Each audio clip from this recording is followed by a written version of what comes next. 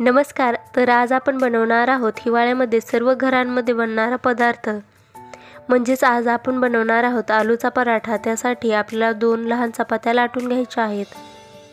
एका चपातीला आपण थोडीशी शेंगदाण्याची चटणी लावून घेऊया. वरतून बटाट्याचं सारण घालून छान असं पसरून घ्यायचं आहे. थोडीशी कोथिंबीर घालून घेऊया. तसंच सुकं पीठ घालून दुसरी चपाती यामध्ये उलटी ठेवून घ्यायची आहे आणि छान अशा कडा दाबून घ्यायच्या आहेत, जेणेकरून पराठा लाटताना फुटणार नाही. आणि छान असा पराठा लाटून घ्यायचा आहे. तवा गरम झाला की यामध्ये पराठा घालून घेऊया. छान असा आलटून पालटून भाजून घ्यायचा आहे. इथे पराठा छान भाजून झालेला आहे. तुम्ही याला तूप किंवा तेल लावू शकता. छान असं तेल लावून मी इथे भाजून घेतला आहे आणि तुम्ही पाहू शकता पराठा खूप छान असा तयार होतो.